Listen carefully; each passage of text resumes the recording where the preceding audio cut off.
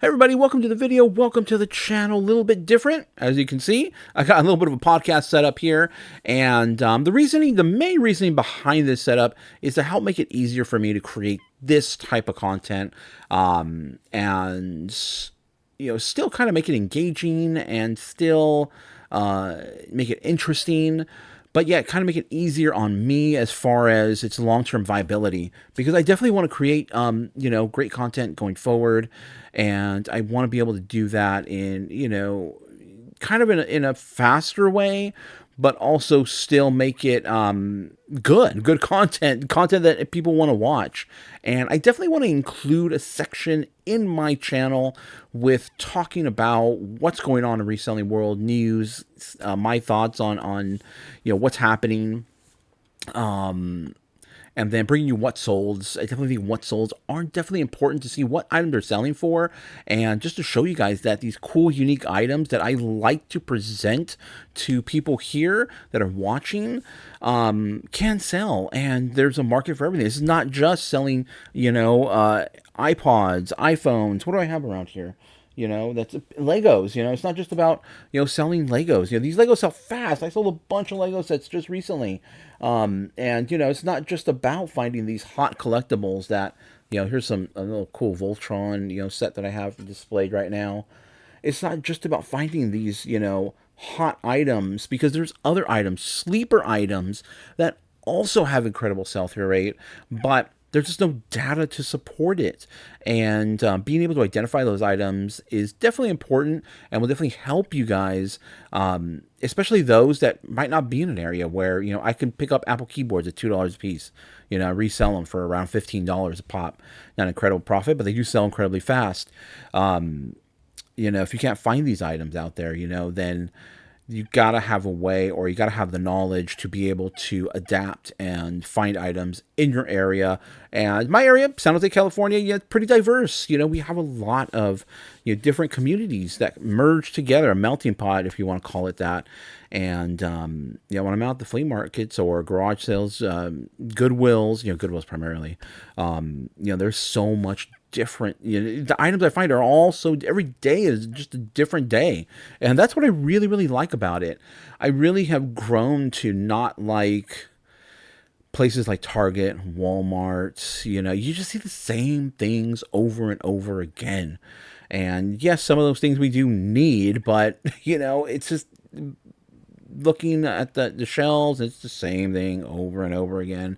I like the variety of items, and finding stuff obviously from my past, and that nostalgia is also what draws me to this as well too.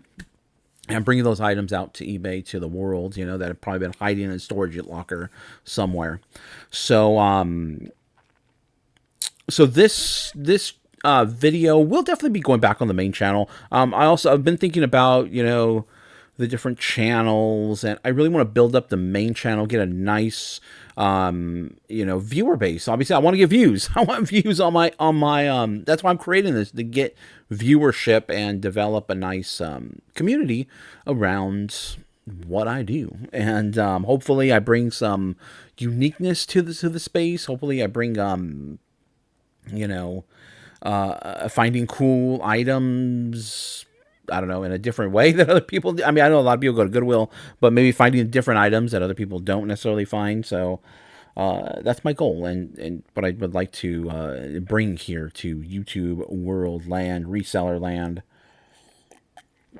Not just about reselling, just about e-commerce, selling online, just bringing items to sell online. Nowadays, it's just so easy. There's so many avenues to making a living. And by making a living, it's earning money, and you don't have to be stuck in a 9 to 5 job, which I don't, if you ever watch the movie Office Space, it's just, the main character says humans aren't meant to sit in a cubicle, 9 to 5 and clocking in and clocking out. And obviously some people, for some people that is a way of life, and that's what they want to do. That's what they enjoy. And for a long time I worked at a hospital, and I definitely enjoyed it. And eBay was always part-time. But, ever since the pandemic, that really changed a lot. And that really showed me a lot of true colors in where I was, working at, and, just changed my whole mindset. And, that was it. It was time for me to change and move on. I still maintain a very, very part-time position there at the hospital. I definitely can, if I wanted to or needed to, go back and more of a add more hours to my schedule if I wanted to, if I needed to.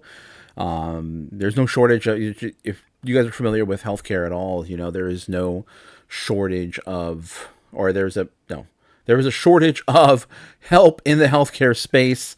In every aspect of healthcare, there's a need somewhere.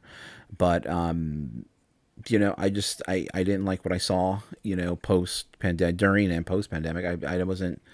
It wasn't a enjoyable experience for me anymore there. So, luckily for me, I had eBay on the back burner. I was already familiar with it. I had an account. I've been selling on there, not, very, very part time on there, pretty much just buying huge, huge collections and then slowly selling it off, but not necessarily consistently replenishing like I'm doing now, because it is full-time work for me at this point. So I need to continually find inventory, where in the past I could locate, just really, really focus in on what I wanted and concentrating on that, selling it off, find another big lot, get that in, process it, start selling it off, buy another big lot. So I really didn't need to keep any inventory, have an inventory system at all. It was just me selling off big lots online. And I pretty much focused in on toys and what I specialize in, toys and computer stuff. So, okay, but enough about the intro, and let us get down to some talking points. We'll look at some what sold. This will also make it very, very easy for me to show you guys what sold. So the what sold will pop up on the screen, and then we'll talk about them. I'll tell you what they sold for, and we'll also look at the title structure, which is pretty important. I talk about this, I don't know if I've talked about this recently, but about window dressing. One of my favorite movies was Mannequin. If any of you guys are familiar with Mannequin, one of my favorite movies from back in the day, I think it came out in the 80s. Pretty sure it came out in the 80s or maybe early 90s. Not 100% sure. But I did really enjoy that movie. It was, funny, and that movie really made me want to have a bulldog. But then I did have a bulldog, and dogs are a lot of work. Like children, dogs are a lot of work. I believe I talked in my last video about children, and it's tough. Families are tough, and part of this, doing what I do has granted me a lot of flexibility, and that's what I'm really, really looking for. Yes, would I like to make $1 million? Sure, everybody would like to make $1 million, but the reality is, I'm really, really looking for the flexibility in my schedule, being able to, pick up kids, do dinner, make dinner, just simple things in life, being able just to relax, kick back and relax, not have to worry about clocking in, clocking out, and, did I get this done? Did I get that done? So, everything brings its own challenges. And again, like I always said, there's always a balance. Everything just eventually reaches a point of balance, and that's, everybody's, view on what balance is probably different than mine, and so that's what I'm striving for. Otherwise, okay, let's get into things here, and let's talk about what's going on in reselling space. And the biggest thing right now, and what a lot of people are complaining about right now, and by a lot of people, I'm probably more referring to people that like to gamers, and that's the PlayStation. If anybody remembers the pandemic, it was almost impossible if you were looking for a PlayStation, an Xbox, computer components. It was incredibly difficult to get those items. What occurred? Well, there was incredible demand and not that much supply. So what happens? However, the pandemic was a very unusual event. It created a very unusual environment, and there were scalpers. And, scalpers are people that come in, they swoop in, they buy up as much supply as they possibly can, and they resell it for as much as they possibly can. However, there needs to be obviously a demand for that product or whatever they're doing. Now, the pandemic created an incredible demand for, in my opinion, nostalgia. And part of that was video games. A lot of more people were at home and not really couldn't go out, so a lot of people gravitated towards video games, older video games, retro stuff. All the new stuff started to come out right around the beginning of that pandemic. Start of everything.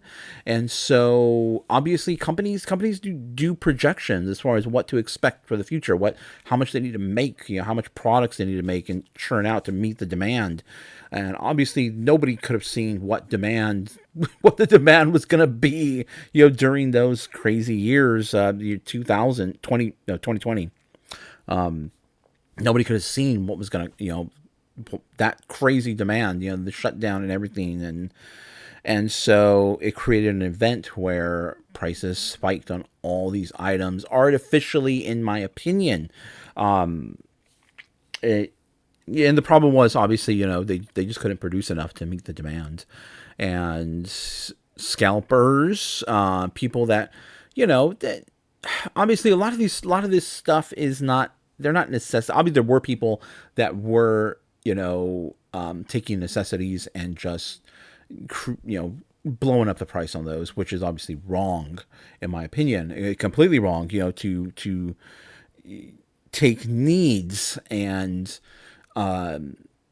just create this, artificial, astronomically high price, in my opinion. As far as gaming consoles, they're not really needs. However, you can say that, maybe, some people who were stuck at home with nothing else to do, that this could have helped them, get through those times, and, some people gravitate towards, people that maybe were used to going out and, socializing, that was taken away. And so maybe online was where they could have, found that, comfort or that camaraderie. Am I pronouncing that right? And people that were going in there, buying these systems, reselling them for double, maybe more. That can be looked at as bad, as wrong. But ultimately, they're not necessities. Yes, I was caught up in it and all that too. I was trying to upgrade my computers at the time.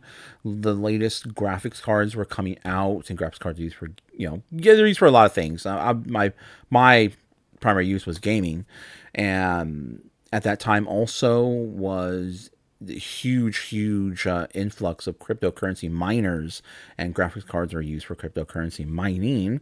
Not so much anymore. It's kind of getting the difficulty in cryptocurrency, has gotten to a point where they really got to move beyond graphics cards now at this point to make it a profitable venture. But at the time, graphics cards were, you could use them to make some money in cryptocurrency. And so these people had big pockets and they were spending. So I was caught up in that and not able to, well, I'm not a console gamer. I was caught up in not being able to get video cards. And so very, very difficult time in the world. However, how does that apply to now? Well, the PlayStation 5 released their Pro version recently, which I'm not sure if the Pro is on pre-order right now or not. But the anniversary edition was on pre-order and limited supply. I think just over 12,000. They all sold out, or they're all pre-ordered out, I should say. And it appears that a lot of scalpers, who I guess are also resellers. I don't want to lump me into that group of scalping, but they are technically reselling those pre-orders, I guess. There is a way to do that on eBay to set up a pre-order, so that way, because typically you have to, somebody orders something, there's a certain amount of time that you have to get that item out. Otherwise, your account can be dinged, or it can affect your account. But there's a way to set up a pre-order system on eBay. I've never done it, so I if I never do it, I don't really look into how I do it. Maybe I will bring that or present that here at some point in the future. But so they're bringing their pre-orders now to eBay and selling them for, $200, $300, $400, $500 more, and it's already $1,000 system, mind you. $1,000. Wow. And these people have the money to spend it and let it sit there for a while until they get their system to resell it. So, but dang, $1,000, And again, this is not even just, you could buy a PlayStation 5. Like I said, I don't know if the PlayStation 5 Pro is on pre-order, or you can actually order it and get it delivered. I'm not 100% sure on that. I don't really follow console gaming too much. But I know my own, I went on my own quest to try to get a PlayStation 5 for my son. And we were eventually able to get it at retail. It took a little bit of work, but we were able to get it at retail. I was eventually able to get graphics cards at retail price, so that was good. But a lot of people are upset right now that all these people are moving in, buying up all the pre-orders, and now they're trying to flip them for a profit. Is it wrong? Is it right? Again, these are not needs. Now, I'm not going to defend these people, these scalpers that are picking these items up and trying to make a lot of money on them. Personally, I don't do that, and I never have done that. I won't, it's not something that it's not a part of my business model, I guess, to go in and just buy up all the supply and flip it for just a wild profit. Yes, I do make some great profit on some items. I do go to Goodwill, and sometimes I find items. Like I found a Burberry scarf the other day, which was $7.70 which should resell for about $200. Yes, there is incredible profit there, but this is the price that the Goodwill set for that item. And if anybody else was looking for scarves, there are plenty of other scarves there for people to buy.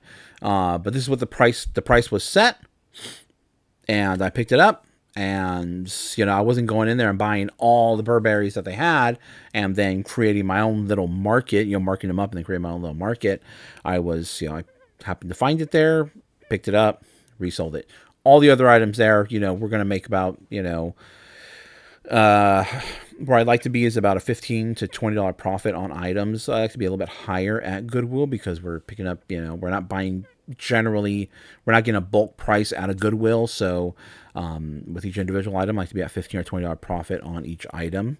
And for the most part, I try to look for items that, you can't really find in retail settings. Items that are unique, cool, that will be unique to eBay primarily. That's where you're gonna have to go to find these items, and yet I still want to make sure that these items have a market. Okay, so getting back to the PlayStation. So the PlayStation, there are PlayStation 5 Pros out there you can buy. However, if you want the collector's edition, and now collector's collectors are people with that will generally spend over what something is worth to get a hold of that item, to have that collectible item. Yes, I've done that. I'm a collector. I have all these Legos here. You guys can't see them here, but I just showed you like the Voltron set that I have, and I definitely paid up for that. I paid a price for these, I paid a going rate for those Voltron sets because that is what I wanted, and I wanted to collect those. I paid retail price for this. I don't want to get too close to the thing. For this Star Wars ship, because I like Star Wars. I like Legos. I'm not going to go... sometimes I will wheel and deal if I can, but, I'm comfortable paying and then on top of my computer, so I got to just position that just right. So I'm comfortable paying retail price for that. Um, I paid, right here, I paid, this is a collectible item. I paid the going rate for this, which was, I think, around 300-ish or so. So really cool piece, And generally, if I'm going to resell it, I'm going to try to look for a bit of a deal. But as a collector, I understand the value of some of these items that are considered collectibles. And, I will pay the collector's price for a lot of stuff. Just in my videos, you don't see me necessarily pay that because I'm trying to resell those items. So I got to make a little bit of profit in those items. But the person I'm buying from definitely does have to be comfortable with that. Sony is obviously comfortable with selling those PlayStation 5 Pros collector's editions at $1,000 a piece. And they sold out. Now, is that sellout a real demand? Is there a real demand at $1,000? I don't think so, because from what I can tell and from what I've seen, a lot of these people that are buying them to flip them. And they're going to try to obviously get more than that. So they're going to try to get more than than what they paid for them. Obviously, that's the goal. And a scalper typically will try to get a lot more than what they paid for it. So it's not something really, really that I do. I resell. Yes, it's kind of hard to, it is kind of hard to. But everybody resells. Okay, everybody resells. Everybody is. Or I should say selling. Everybody's selling. I'm selling used items that have already been used. Most of the time, they've already been used. So giving them a second life. And a lot of retail companies out there, believe it or not, those products have changed hands already several times by the time they reach a Target, by the time they reach a department store, by the time they reach, whatever, little store in the mall, TJ Maxx, Marshalls, those things have changed several hands before they have reached that store to be sold. So there's a lot of things that are changing hands, whether or not they've been worn or played with or anything like that. That can be another form of changing hands in the product. So generally, when we're talking about reselling, you're taking an item, you're buying it, a used item, and then you're taking it and reselling it on a platform of some sort or in person, something like that. So again, going back to the PlayStation 5 Pro, I personally, I don't have a problem with it, because I don't have a desire to purchase that. I don't have I don't collect consoles. I don't really have a loyalty to PlayStation at all. But I can definitely understand those people who are collectors who are like, man, I really want to put that in my collection. I collect, consoles. I collect PlayStation stuff. And I can definitely, I would be pissed. I would not be happy if all these things were sold out and I could not get mine at the retail price. And that is something that I collect. So, personally, I don't, it doesn't matter to me, however, yeah, during the pandemic, I'm pretty sure not everybody was going out there looking for graphics cards, but I was. And so at that point I was like, dang, dude, I cannot seem to get a graphics card at a retail price. And so, yeah, I was going to complain about it. And, one thing that you can do is just sit back and wait. I know I just had to sit and wait. And eventually I was able to get, graphics cards. I got a graphics card for every single one of my computers at retail price. Unfortunately, sometimes we just have to be a little bit patient. Prices will come down once that, who knows, maybe once, all these pre-orders start to get fulfilled, all of a sudden that demand might not even be there, and then these scalpers are left holding on to these products, and then they just got to move them. And that happened to a lot of people, as demand, post pandemic began to return to a normal level, that a lot of people got stuck with a lot of inventory that they just had to move out because They either misjudged it or they were too greedy. Too greedy. Try not to be too greedy. I guess that's the real point. Don't be too greedy out there, and especially when it comes to reselling, and something that could definitely help a lot of people. Don't try to stretch every single dollar. Okay, we're kind of done with the PlayStation talk right now. Yeah, as you can tell, I kind of branched off in different areas because I'm not really super excited, or it's not something that I really. Yes, I am a gamer, but I'm not really. I don't really game that much anymore. But it's not something that I really, like I've already said. I don't really have any skin in the game, I guess. So I don't doesn't affect me really. But as far as reselling goes, and about greed, obviously these scalpers are a little greedy. Don't try to stretch every single dollar out of every single item. If someone's shooting offers on items on eBay, I accept a lot of offers. I don't find a lot of lowball offers, so I feel comfortable accepting a lot of offers. Even some lowball offers, because I try to get my items at the best possible price, and sometimes I will accept lowball offers. And remember, you're in the business of trying to sell items.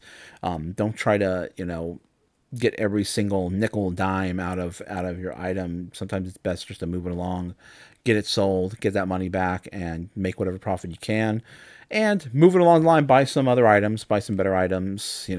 Better selling items, more profitable items. Okay, that's enough about that. Let's go ahead and jump into the what sold part of the video. Everything should be popping up here on the screen soon. And let me just look at my phone because what I wanted to... Oh, first of all, let me see. Talking about best offer, I just got a best offer on a... this is a Tony's. It's a TONIES device. It's like a little speaker interactive thing, and you put a little character on top of it. And I found just a box, and I picked it up for $4 and some change at Goodwill.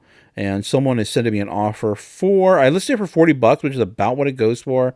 The offer is $34, so we're still going to make some great profit on it, and I'm definitely going to accept that. It was just a 15% less than what I had it listed for. It wasn't in the best shape as far as dirtiness. It was a little dirty, so... what is this? I also have a cancellation request. Somebody wants to cancel something. Ordered by mistake. I'll look at that in a little bit here. Okay, but let me just open up my eBay account so I can look at the what things have actually sold for here in my orders that I'm going to pop up on the screen. Okay, we're going to do that, and let's do the first one here. Okay, let me pop the first one here up on the screen right now. Move that up. Hopefully you guys should see that now. Everything's kind of inverted, so to me, it's going to be right over here. Okay. It's weird. Everything's inverted here for me, so when I'm looking at something, when I'm pointing at, I don't know if it's right or not. But it's right, actually. 'Cause I can see it here, but on the screen that's up there, up here, it's showing me one way, like the right way. And then when I look at my actual computer screen, it's showing me that I'm pointing the opposite direction of what it's up there. So it's over here.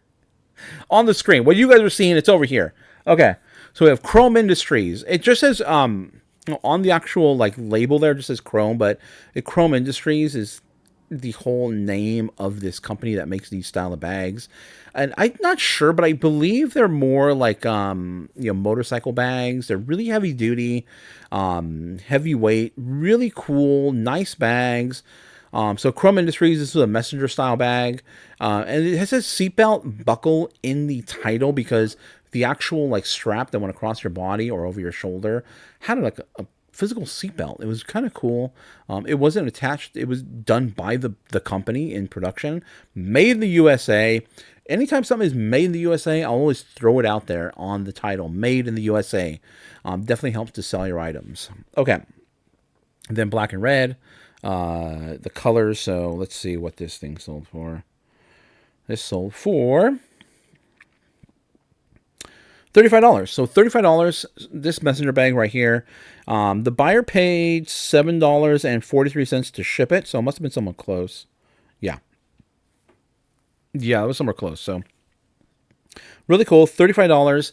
Definitely keep your eye out for these bags. I have a couple more of these, not exactly this style of bag, but a couple more Chrome Industry bags. I'm thinking I might sell them locally. The main issue is they're pretty dirty, and cleaning them, not a big deal. I will definitely be able to clean them, but they got tons of pockets, and I might just try to move them locally really quick, and just get rid of them. That way someone can come in person and actually see them. Picturing it might be a little difficult to show all the issues as far as dirtiness goes with those bags. But Chrome Industries, definitely look out for this brand. It's not very, I don't know if it's common everywhere else in the country, but a great bag around between $30 to $50.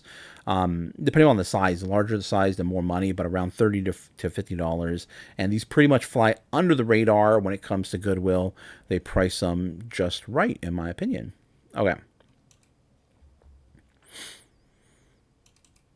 Next item here. This is a game. Vintage Parker Brothers automobile card game. And I got like what's that one? Beverly Hillbilly vibe to it. Let's see. This one sold for $19.68. I know I got this from the flea market in a big old bundle. So when I'm bundling items, I'm bringing down the overall cost of each, not the overall, I'm bringing down the individual unit cost of each item in that bundle. And so generally, once I start bundling items, we're probably looking right around $1 or so per item. Obviously, depending upon the size of the item. And I know exactly who I got this from at the flea market, and I generally make big bundles at this person's booth, and great item. Almost $20 on this little piece. It's very small, as you can see the picture next to the ruler. It's just a card game, old, vintage. No idea how to play it. I did look at the instructions to make sure everything was complete, but really cool piece here. $19.68 is what you can expect to sell this item for. So really cool. Okay. Let's close that one, and then the next one. Okay, here's one that these are items I stopped picking up, but tumble ups. I think they had their day last year, so they're not really. The demand has really gone down on tumble ups. This was a really cool one though. It had that bow ribbon design going around it. Now typically the inside kind of fits more snugly with the cup. This had more of a slimmer spout, more like a wine bottle spout. And I'm trying to look up to see. Let me see here. Tumble up. And as you can see in the title there, tumble up, $25 is what this sold for. So $25. And as you can see in the title there, we put tumble up because that is what it is. One thing I have been doing less and less of is putting vintage towards the front. I definitely believe it's becoming a little bit too overused as far as vintage. I need to, hold on. I need to plug in my camera. Hold on. Stay right there. Don't go anywhere.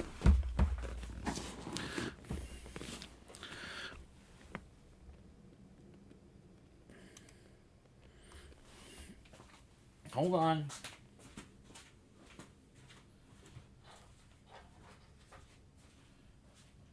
I can still talk, I guess. I was, setting this all up here, changing out the batteries, and so I was testing things out. So I don't think shoot, what did I do with the USB plug? I think I probably drained a lot of the battery. Uh-oh. I thought I had the USB right here. Don't let anybody leave. Oh, there it is. Ow. Oh, come on. Where is the... Okay, the camera might move a little bit.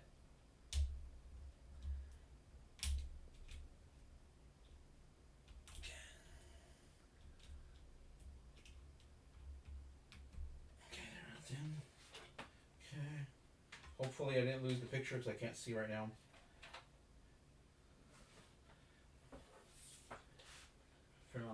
me. Did we lose it? No, we didn't lose it. Perfect. All right, cool. Trying to not move the camera or touch the camera. Okay, cool. We're charging. Yeah, we're charging. Okay, good. All right, excellent. Whew. What did I do my picture? Bring it back up. There we go. Okay. What was I saying? So the tumble ups, like I was saying, I think they had their day already, and I'm not really picking them up anymore. So I would definitely stay away from them at this point, unless you get a really, really good deal. You know, $5 or less, and they got a cool design on them. Clear, just blank clear ones. I don't even know if Lennox makes them or Baccarat. I have a Baccarat crystal bear right here, pretty cool. But Baccarat is definitely a name to look at. I'm pretty sure they may have made one. I've never really looked it up before, but that's the symbol. I don't know if you guys can see it there on the screen. But Baccarat, if a Baccarat craft comes up, I guess I would definitely be picking that up. Just had a cool, unique design. Sat for a little while. I wouldn't do it personally. I wouldn't be picking it up for. If it's over $5, I'd definitely be leaving it behind. But cool piece. Oh, you guys can see the mouse. I don't think I turned that off, but little cursor. All right. Let's get rid of that one, and let's move on to the next item. Okay, the next item, really cool, and I got a several of these style of items of this brand Matson. Now, the other two pieces sold really quickly. One was a clock, and one was a picture frame. And those sold very, very quickly. This one took about a couple months to sell, but it still eventually sold. Vintage, Matson, tissue box holder, brass. What did it sell for? $25. Oh, I'll tell you guys the shipping too. $6.94. That sold locally to California, which is why the shipping was a little bit lower. If it was going outside of California, let's say East Coast would probably be the most. It'd be right around $10. But Matson, look out for it. It does really, really well. Not really sure why this one, took so long. I listed them all at the same time, and the other two sold within about a week, and this one sat for a couple months. But really cool filigree flowers. There are birds on there. MCM, which stands for mid-century modern, it is a pretty good keyword. It just helps to get the items sold, and yeah, pretty cool piece, and I don't know why it took so long to sell. I thought it would have sold a lot quicker. It's in great condition, but $25. So not a bad item. I would definitely still pick these items up. Again, under $5 though. If you're going to sell them for about $25, you got to think of the shipping costs, especially some of these larger items like this one, because this one is a 12-inch by 8-inch by 6-inch box, so a little bit more of an expensive as far as the material goes. You got to wrap it up. Got to use some packaging paper. I definitely use a little bit of bubble wrap and packaging paper to kind of cushion it, because it's still bendable. So even though it's a metal, it can still be bent. It's not the filigree and everything on the inside of this thing can still get bent up and messed up, and you definitely don't want that to happen. With the glass tumble up as well too, that also went in a 12 by 8 by 6 box. A little bit of bubble wrap. I usually wrap those twice in bubble wrap, and then the rest is packaging paper. One thing with the tumble up that you want to be careful with, because there's a cup that goes on top of it. You want to be careful and make sure you wrap where the glass is going to touch the glass. You don't want the glass hitting glass, because that can eventually break in shipping. But on some of these items like this, because of the increased time and resources for shipping, I generally want to be around $5 for these items. And again, if it's really cool though, I mean, that all my rolls go out the window. Okay. Now, next item. This is a great item, and it's sold pretty fast. Not immediately. I was gonna say immediately, but it wasn't immediate. It was fast. Is a Zippo lighter. Definitely be on the lookout for Zippo lighters. They do really, really well. Obviously, if you find ones with designs, they do even better. And this one, Sold for $67.05. And this one here was only I think this was like 4 ounces. That's all it took. With bubble wrap, of course. I did wrap it. You really, I don't think you needed to wrap this in bubble wrap, but I still did anyway because it sold for over $50, $67.05. The shipping cost was $5.15. And just because I rounded up to about 10 ounces, it might have been a little bit less, but, you know, I generally, the lowest, besides sports cards or postcards or patches, everything will be around 10 ounces for me. And that just gives me a little bit of headroom as far as, as far as the shipping cost. And basically, or what I mean by that is I'll make a little bit on the shipping.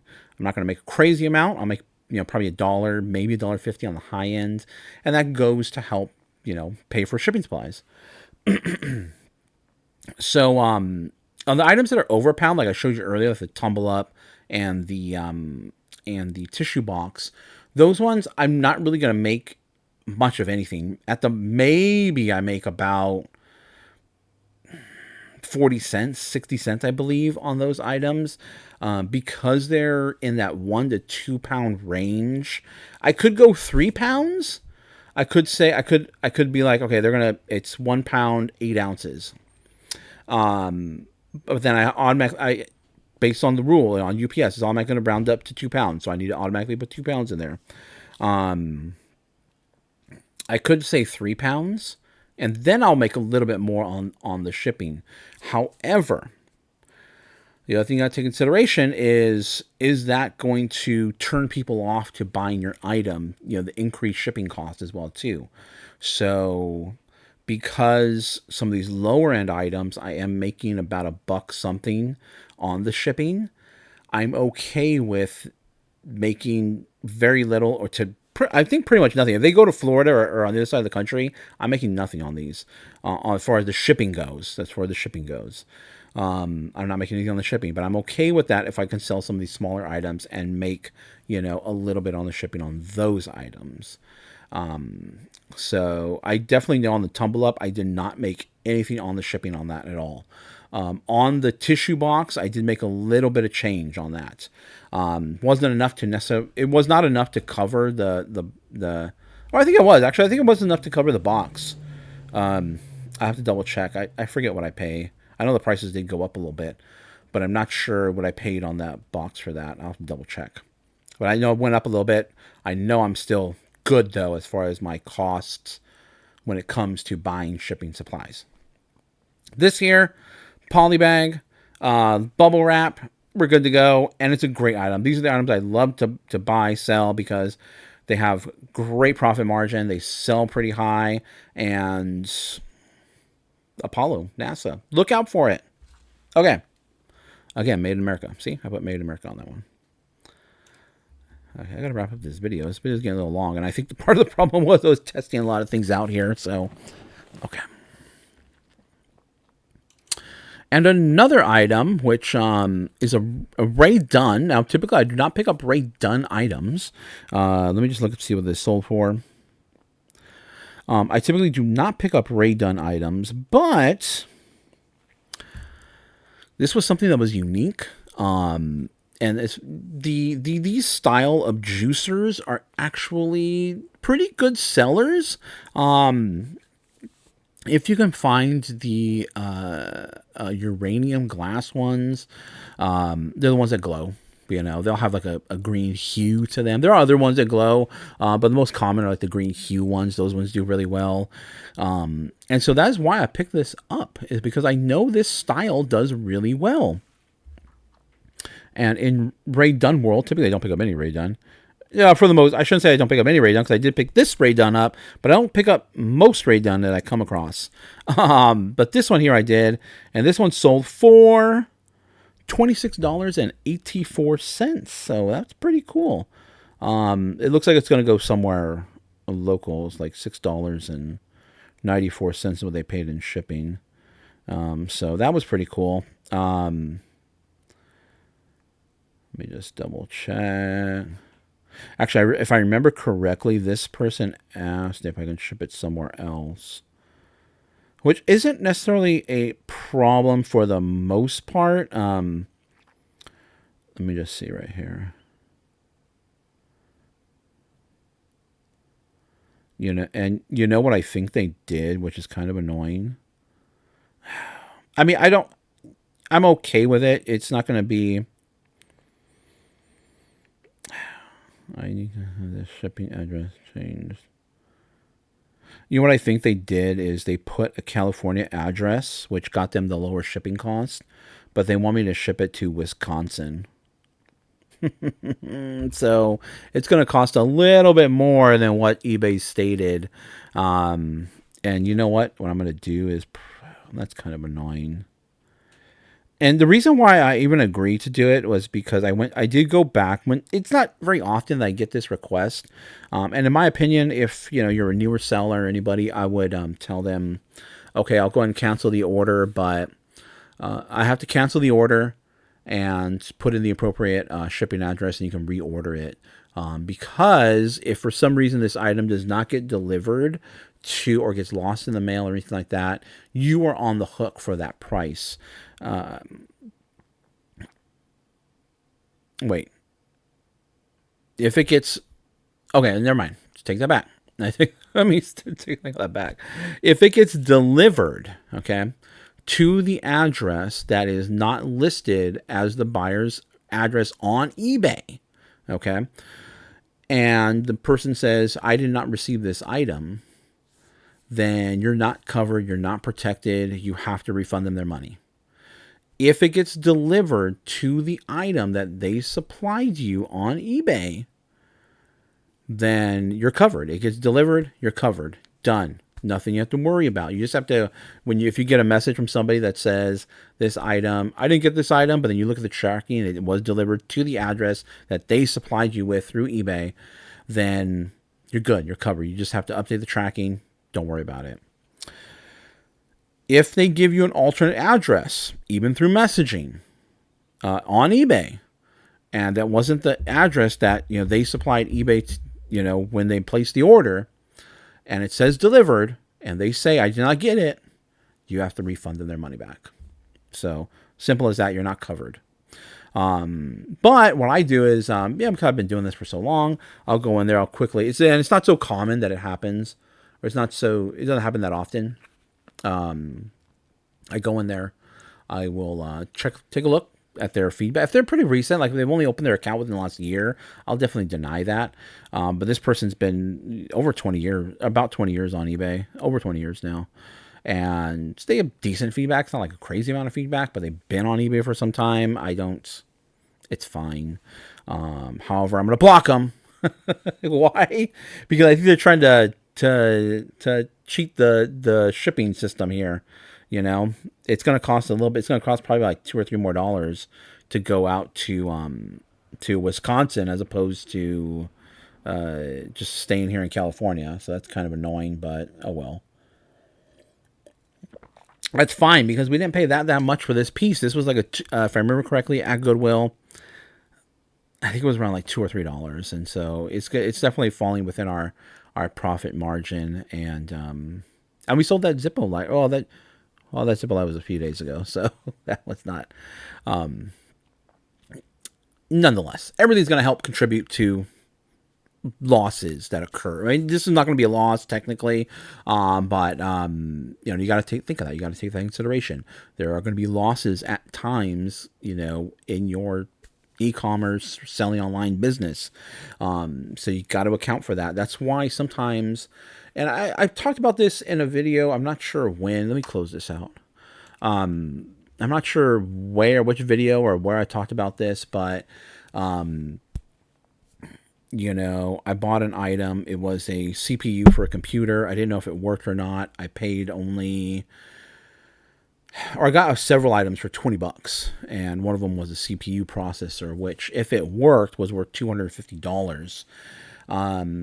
And I knew this. I knew this going in. I knew exactly what I was doing. I knew exactly what I was offering. And some people can say, "Oh, you're cheating them. You're a scalper or whatever." But I bought this at the flea market. I bought a CPU at the flea market. This CPU has pins underneath it that could be broken or not broken. It is an electronic device. You have to be incredibly careful when you're buying electronics, especially at the flea market. You can't test these items out. You definitely can't bring a whole system to test out a CPU. I have no idea. If it did not work, it was essentially worthless. Not everybody necessarily has the ability to test these things out. And so I do. I have a lot of motherboards and everything that I can test items out, graphics cards, memory, processor, most processors, not all of them. Most processors I can test out. And so sure enough, I brought it home. I was able to test it and it worked. $250 is what I can sell it for on eBay, and easily it would sell within about a week. Is that wrong of me to do that? I don't think so, because I'm taking all the risk. I'm spending this money. They were all, first of all, I have a great relationship with most of the people I buy from at flea markets or wherever, to even the Goodwill. I know all the managers and some of the employees there. They're really cool, and I have a great relationship. And if they're not comfortable with what I'm willing to pay, I will walk away from the deal. I won't just be like, okay, it's fine. I'm okay with that. And I've done that with, people that I buy from all the time. Sometimes they just want a little bit too much, and I'll tell them I can't do that. I mean, if this is my offer, and if they take it, they take it. If they don't, they don't. And they were happy with the offer I made, and I was taking into consideration the risk. Now, it just so happened that week, an item was lost in the mail. And if you ever deal with lost mail, good luck trying to get, your money, everything back from the Goodwill. I mean, from the postal service. They send you on a, fill this out, fill that out. Then sometimes you fill these forms out and you go to hit send. I have this happen all the time when I go to, anytime there's something lost or anything like that, I go to hit send and it says, error, you didn't fill this out. And I go to fill everything out again. Error. I'm like, oh my God, this is so annoying. Dealing with the post office and these lost mail or trying to file a claim. And I've only had 2 successful claims ever actually get paid out from USPS, so I don't have the best success. Then again, I don't really lose that many items, or I don't have really that many items that are broken. Sometimes if it's around $20-ish or so, I'll just forget it, chalk it up as a loss. I won't even bother trying to get my money back from USPS, because I know it's sometimes just a pain in the butt.